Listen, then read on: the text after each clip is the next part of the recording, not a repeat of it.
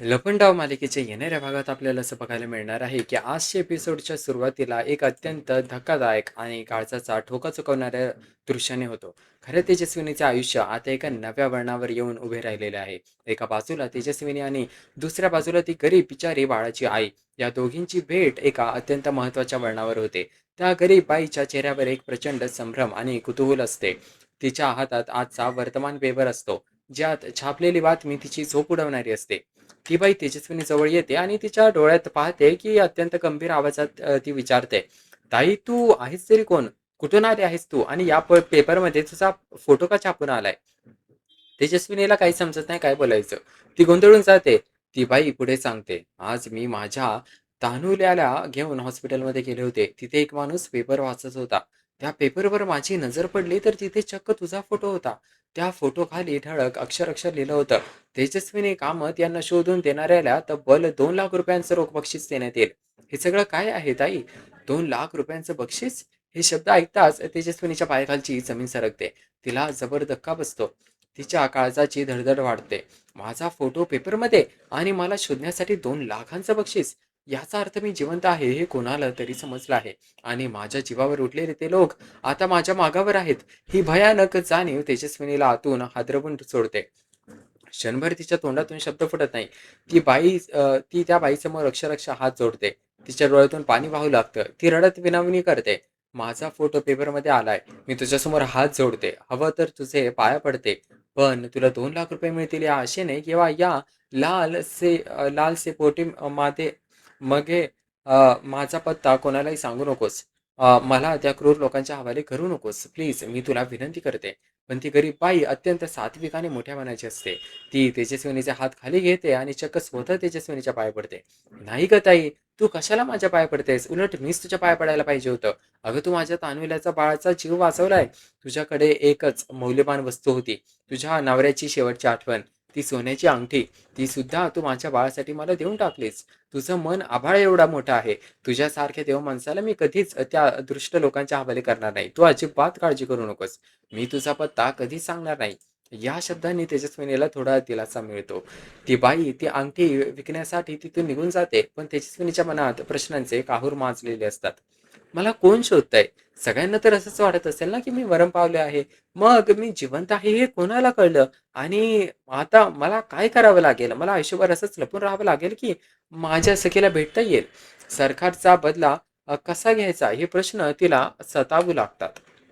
इकडे सरकारच्या महालात सखी एका मोठ्या बॅगमध्ये ठेवलेला सना नावाचा कुर्ता अत्यंत प्रेमाने पाहते. त्या कुर्ताकडे पाहताना तिच्या डोळ्यात एक वेगळीच चमक असते. ती तो कुर्ता अलगद हातात घेते आणि उलगडणार इतक्यात ते वादळासारखं कान्हा प्रवेश तिकडे करतो. जर सखीने तो कुर्ता उघडला असता तर त्यामागे लपवलेले काही रहस्यमय फोटोज खाली पडले असते आणि एक फार मोठे सत्य समोर आले असते. पण कान्हा अत्यंत चपळाईने पुढे येतो आणि सखीच्या हातातून तो कुर्ता हिसकावून घेतो. सखीला अनपेक्षित कृतीचा प्रचंड धक्का बसतो. ती रागारागाने उठून उभी राहते. हे काय केलंस तू? दे माझा कुर्ता परत. सखी संतापाने ओरडते. कान्हा तो कुर्ता आपल्या पाठीमागे लपवून ठेवतो. त्यातील काही फोटोज बऱ्यापैकी बाहेर आलेले असतात, जे कोणत्याही क्षणी खाली पडू शकतात. कान्हा मनातल्या मनात विचार करतो, बाप रे, आता काय करू? जर सखी मॅडमला हा कुर्ता दिला तर त्यांना हे फोटो दिसतील आणि जर त्यांना हे फोटो दिसले तर सगळं संपेल. आता हे सगळं संपेल म्हणजे नेमकं काय हे रहस्य कान्हाने अजूनही गुलदस्त्यातच ठेवलेलं आहे. कान्हा पाठमोरा उभा राहतो. सखी तो कुर्ता खेचून घेण्याचा प्रयत्न करते. काय करतोयस तू? दे माझा कुर्ता, मला हवा येतो. कान्हा आपल्या नेहमीच्याच मिश्किल आणि खोडकर स्वभावात म्हणतो, अच्छा, म्हणजे तुम्हाला हा कुर्ता घालायचा आहे का? कारण तुम्ही आता पूर्णपणे माझ्या प्रेमात पडला आहात. दिवस रात्र तुम्हाला माझ्याशिवाय दुसरं काही सुचतच नाही. त्यामुळे तुम्हाला हा कुर्ता घालायचा आहे ना?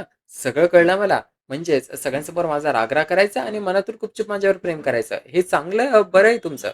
तर सखीचा पारा आणखीच चढतो. ती चिडून म्हणते, नाही, बिलकुल नाही. अरे तुझा विचार सुद्धा माझ्या मनाला शिवला नाही. नाही. आणि प्रेम-बिम तर खूपच लांबची गोष्ट आहे. आणि तुला नसेल द्यायचा ना तो कुर्ता तर नको देऊ. मला हा कुर्ता घालण्याची कोणती हौस नाहीये. दे ठेवून त्या बॅगमध्ये तो कुर्ता परत. कान्हाला नेमकं हेच हवं असतं. तो अत्यंत वेगाने कोणालाही न दिसता तो कुर्ता त्या बॅगेत कोंबतो आणि ती बॅग कपाटात सर्वात वरच्या कप्प्यात ठेवून देतो. कुर्त्याचा विषय संपल्यानंतर सखीचा राग थोडा शांत होतो. ती कानाकडे कृतज्ञतेने पाहते आणि म्हणते, तुझं एक मात्र चांगलं आहे. तुला हे सगळं सुचतं तरी कसं रे? कान्हा गोंधळून विचारतो, "काय सुचतं?" सखी हसून म्हणते, "तेच आता तू परशू काका आणि मीनाक्षी काकूला जे दत्तक घेण्याची आयडिया दिलीस ना, त्याबद्दल विचारते मी. आपण कधीच आई-बाबा होऊ शकणार नाही या विचाराने ते दोघं किती दुःखी होते. पण तू दिलेल्या त्या बाळाला दत्तक घेण्याच्या आयडियामुळे त्यांना आयुष्यात एक नवी उमेद जागृत झाली आहे. ते दोघे खूप खुश आहेत आणि हे फक्त तुझ्यामुळे शक्य झालंय. खूप खूप थँक कान्हाला सखीच्या तोंडून आपले कौतुक स्वर्गाला हात टेकल्यासारखे वाटते. ते होय, ते सुचतं आपल्याला. साईबाबांचा आशीर्वाद आहे आपल्या डोक्यावर, त्यामुळे सगळं सुचतं, असं कान्हा बोलतो. मग सखी थोडी लाजते आणि खाली पाहते आणि हळूच म्हणते, "कान्हा, मी तयार आहे." कान्हाला काहीच समजत नाही. "कशासाठी?" सखी म्हणते, "अरे, तू सकाळी जे बोललास होतास ना, त्यासाठी." कान्हा डोके खाजवत विचारतो, "म्हणजे?" "अहो, मला खरंच आठवत नाही सकाळी मी काय म्हणालो होतो." सखी चिडून आणि थोड्या लाडीक रागाने म्हणते, "तुला खरंच आठवत नाहीये का? तेच की मी आज तुझ्यासाठी वटपौर्णिमेचं व्रत ठेवणार आहे. वडाची पूजा करणार आहे आणि तुझ्यासाठी 7 जन्मांसाठी तुझी बुकिंग करून घेणार आहे." हे शब्द कानाच्या कानावर पडताच त्याला ब्रह्मांड ठिंगणे होते. "काय?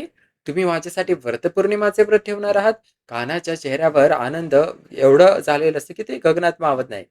तो आनंदाने वेडावतो आणि पुढच्या क्षणी ते सखीला कमरेतून उचलून घेतो आणि गोल गारागारा फिरवू लागतो. सखीचा विश्वासच बसत नाही की कान्हा तिला खाली ठेवतो आणि "सखी मॅडम, मला खरंच खूप आनंद झालाय. म्हणजे खूप भारी वाटतंय." सखी चिडून म्हणते, "तुझी हिंमत कशी झाली मला उचलून घेण्याची? जर तू पुन्हा असं केलंस ना, तर मी माझा विचार बदलेल. तुझ्यासाठी अजिबात पूजा करणार नाही. आणि एक लक्षात ठेव, मी काय तुझी बायको म्हणून हे करत नाहीये. मिसेस सखी सबीर किर्लोस्कर म्हणून तर अजिबात करत नाहीये. फक्त एक पार्टनर म्हणून करतीये." पण कानाने सखीच्या वाक्यातील फक्त एकच शब्द पकडलेला असतो. "काय म्हणालात तुम्ही आता? मिसेस सखी कबीर किर्लोस्कर? वाह! किती गोड वाटतंय. खरंच खूप छान वाटतंय."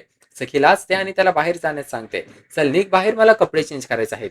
कान्हा बाहेर जाऊन दरवाजा लावतो आणि बाहेरूनच ओरडतो, "सखी मॅडम, आता तुम्ही माझ्यासाठी वटपौर्णिमेचं व्रत करायला तयार झाला आहात, तर मी सुद्धा तुमच्यासाठी जगातलं सगळ्यात भारी गिफ्ट घेऊन येईल.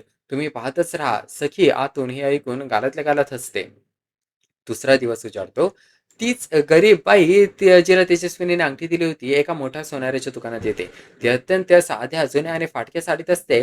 ती मौल्यवान सोन्याची अंगठी काउंटरवर ठेवते आणि म्हणते, "साहेब, मला ही सोन्याची अंगठी विकायची आहे." सोनार ती अंगठी घेतो. ती राघव कामातनी दिलेली अत्यंत महागडी डिझायनर आणि वजनदार अंगठी असते.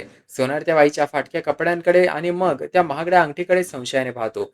नेमक्या याच वेळी कान्हा तिथे सखीसाठी पैंजण घेण्यासाठी आलेला असतो. तो बाजूच्या काउंटरवर पैंजण पाहत असतो, पण त्याचे लक्ष त्या बाईकडे जाते.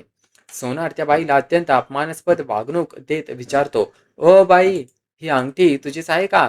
खोटं बोलू नकोस. एवढी भारीतली अंगठी तुझ्याकडे कशी आली? कुठून चोरून आणली ना विकायला आली आहेस का? बोल, खरं बोल." ती बिचारी बाई घाबरते आणि म्हणते, "नाही दादा, माझ्या एका बहिणीने ची अंगठी आहे, मी चोरून नाही आणली." पण सोनार तिचं ऐकतच नाही. हे सगळं पाहून कानाचा पारा चढतो. तो रागाने सोनार जवळ येतो आणि कडाडीत आवाजात म्हणतो, "हो दादा, त्यांच्याशी या पद्धतीने का बोलताय तुम्ही? त्यांचा अपमान करताय हे कळतंय का तुम्हाला?" सोनार म्हणतो, "सॉरी सर, परंतु या बायकोने इतकी महागडी अंगठी आणली आहे की तुम्ही तिचे कपडे पहा आणि तिचं दिसणं पहा. या बाईकडे इकडे एवढी महागडी अंगठी असू शकत नाही." कान्हा संतापाने म्हणतो, "तुम्ही ना आता त्यांचा खूप मोठा अपमान करत आहात. एखाद्याच्या दिसण्यावरून, त्याच्या कपड्यावरून तुम्ही त्याची किंमत करणार आहात का? अहो, ती बाई स्वतःची सोन्याची अंगठी विकायला आली आहे, याचा अर्थ ती प्रचंड अडचणीत आहे. बायका सहजासहजी स्वतःचे सोन्याचे दागिने विकत नाहीत आणि जर ती दुःखात असेल, तर ती काय मेकअप करून आणि भारी साडी नेसून येईल का? तुम्ही एवढी साधी गोष्ट तुम्ही विचार करू शकत नाहीत का? ग्राहक हा तुमच्यासाठी देव असतो. एखाद्याला जज करण्याचा अधिकार तुम्हाला नाहीये." कान्हाचे हे सडेतोड विचार ऐकून त्या सोनाऱ्याला आपली चूक समजते. तो कान्हाची आणि त्या बाईची माफी मागतो. अंगठीचे वजन 1 तोळा 300 ग्रॅम भरते. सोनार त्या बाईला भरपूर पैसे देतो आणि ती बाई कान्हाचे आभार मानून आनंदाने निघून जाते. त्यानंतर कान्हा पुन्हा आपल्या खरेदीकडे वळतो. तो सखीसाठी पैंजण पाहत असतो. इथे एक अत्यंत गमतीशीर प्रसंग घडतो. कान्हाला चक्क तिथे सखी उभी असल्याचाच भास होतो. कान्हा तिला पैंजण हातात घेतो आणि स्वतः सखीला जी फक्त त्यालाच दिसत असते, तिला खुणावून विचारतो, "कसं आहे? आवडलं का?" सखी नकाराची मान हलवते. दुकानातले दोन्ही सोनार कानाकडे आश्चर्याने पाहतात. हा माणूस हवेत कोणाशी बोलतोय आणि एक्सप्रेशन्स का देतोय? असा प्रश्न त्यांना पडतो. कान्हा दुसरं, तिसरं, चौथं पैंजण दाखवतो, पण भासातली सखी सगळे रिजेक्ट करते. शेवटी सोनार एक अत्यंत युनिक, नाजूक आणि वेगळ्याच डिझाईनचे सोन्याचं पैंजण दाखवतो. हे पैंजण पाहताच कान्हाला आणि सखीला दोघांनाही ते खूप आवडते. कान्हा ते पैंजण आनंदाने पॅक करून घेतो. इकडे सरकारच्या घरी वटपौर्णिमेची जोरदार तयारी सुरू असते. सखीने अतिशय सुंदर जरतारी काठ असलेली पारंपरिक साडी नेसलेली असते. बॅकग्राऊंडला वटपौर्णिमेचे एक अत्यंत सुरेल गाणे वाजते. सखी आरशासमोर बसून आपला शृंगार करत असते. ती गळ्यात एक जड आणि भव्य असा नेकलेस घालते, ज्यामुळे तिचे सौंदर्य आणखीच खुदळून दिसते. त्यानंतर ती एक छोटासा नाजूक हार, कानाच्या सोन्याचे झुमके आणि हातात हिरव्या चुड्यासोबत सोन्याच्या बांगड्या भरते. सर्वात शेवटी ती आपल्या नाकात एक अस्सल महाराष्ट्रीयन नथ घालते. नथ घालताच सखीचे रूप जाणून एखाद्या अप्सरेसारखे भासू लागते. कान्हा मला या रूपात पाहिलं तर नक्कीच वेडा होईल, असा विचार करून ती खुदखुदून हसते. हॉलमध्ये परशुराम आणि मीनाक्षी सुद्धा पूजेसाठी तयार असतात. परशुरामने स्वतः पूजेची ताटली सजवलेली असते. इतक्यात तिथे सरकारची एंट्री होते. तिला पाहताच सगळ्यांचा चेहऱ्यावरचा रंग उडतो. सरकार आपल्या नेहमीच विषारी टोन लावून म्हणते, "कुठे चाललात?" आणि मीनाक्षी, "स्वयंपाक कोण करणार? तू बाहेर गेल्यावर मी काय उपाशी राहायचं? आणि या आधी तर मी तुला कधी नवऱ्यासाठी व्रत करताना नाही पाहिलं. नवरा तुझा बाप होऊ शकत नाही म्हणून जास्तच प्रेम आले का? चल आधी स्वयंपाक कर." तेवढ्यात सखी तिकडे येते आणि सरकारच्या डोळ्यात डोळे घालून सडेतोड उत्तर देते. "सरकार, तुम्ही हा जो वटपौर्णिमेच्या पूजाचा अपमान करताय ना, ती आपली संस्कृती आहे. पण तुम्हाला ते काय कळणार? कारण संस्कृती, संस्कार या गोष्टी तुमच्या डिक्शनरीमध्ये तर नाहीयेत." सखी पुढे वटपौर्णिमेचे महत्त्व समजावून सांगते. ही फक्त एक पुराणातील गोष्ट नाहीये. हे या गोष्टीचं द्योतक आहे, की एक स्त्रीने ठरवलं तर ती काय-काय करू शकते. ती यमाकडून नवऱ्याचे प्राण सुद्धा परत आणू शकते. आणि राहिला प्रश्न वडाचा, तर वड हा शेकडो वर्ष जगणारा वृक्ष आहे. ऊन असो, पाऊस असो, वादळ असो, वाढ हा खंबीर उभा असतो. तशीच स्त्री सुद्धा आपल्या नवऱ्याच्या पाठीशी खंबीरपणे उभे राहते. सरकार चिडून सखीची टर उडवते. "तुझा नवरा तर एक नंबरचा फ्रॉड आहे आणि तू त्याच्यासाठी करणार आहेस 7 जन्माचं व्रत. अगं याला हिपोक्रेसी म्हणतात. तू एक नंबरची 2 तोडी आहेस. आता जा वडाभोवती चकरा मार आणि नवरा माझा भावरा कर." सरकार हे बोलत असतानाच तिथे कान्हाची धमाकेदार एंट्री होते. "सरकार, तुम्हाला कोणी सांगितलं की आम्ही या पद्धतीने पूजा करणार आहोत? आम्ही सणाउत्सना आमचं सगळं वेगळं असतं." असे म्हणत कान्हा खिशातून ते सोन्याचा पैंजणाचा बॉक्स काढतो. तो बॉक्स पाहताच सखीला प्रचंड आनंद होतो आणि सरकारला तर मोठा धक्का बसतो. कान्हा अत्यंत रुबाबात सरकारला डोळे दाखवतो आणि सखीसमोर गुडघ्यावर बसतो. तो प्रेमाने सखीला त्याच्या गुडघ्यावर ठेवायला सांगतो. सखी लाजते आणि आपले पाय पुढे करते. कान्हा अतिशय नाजूकपणे तिच्या पायात ते सोन्याचे पैंजण बांधतो. त्यानंतर दुसऱ्या पायातही पैंजण घालतो. बॅकग्राऊंडला मालिकेचे शीर्षक गीत "तुझे आणि माझे" सुरू होते. दोघे एकमेकांच्या डोळ्यात हरवून जातात. त्यांच्यातले हे प्रेम, हा आनंद पाहून सरकार मात्र प्रचंड तिला जळफळाट होत असतो. हा एपिसोड इथेच संपतो आणि मालिकेच्या पुढील भागेत आपल्याला काही गोष्टी बघायला मिळणार आहे. पहिली गोष्ट म्हणजे की दत्तक प्रक्रियेत सरकारचा अडथळा आपल्याला बघायला मिळतो. सखी अनाथ आश्रमात फोन करून बाळ दत्तक घेण्याची प्रक्रिया सुरू करेल, पण सरकार हे लपून ऐकेल आणि मीनाक्षीच्या आयुष्यात दुःखाचे विष कालवण्यासाठी एखादे मोठे कारस्थान रचणार आहे. दुसरी गोष्ट म्हणजे कान्हा आणि तेजस्विनीची भेट. कान्हा चक्क त्याच कन्स्ट्रक्शन साईटवर पोहोचणार आहे, जिकडे तेजस्विनी काम करत आहे. तेजस्विनी त्याला पाहते पण लपून बसते. ती कान्हाला सत्य का सांगत नाहीये? कान्हा तिथे कसा पोहोचला? आणि या प्रश्नांची उत्तरं आपल्याला मालिकेत पुढेच बघायला मिळतील. तर आजचा एपिसोड खरोखरच अप्रतिम होता. सखी कान्हाची जुगलबंदी आणि तेजस्विनीचे रहस्य पाहणे खूप रंजक होते. तुम्हाला एपिसोड कसा वाटला नक्की कॉमेंट करून सांगा आणि सबस्क्राईब करा अशाच मालिकांचे अपडेट्स मिळवण्याकरिता. आपण भेटूया मालिकेच्या पुढील भागात. पाहूया मालिकेत नवनवीन अजून काय काय घडते ते.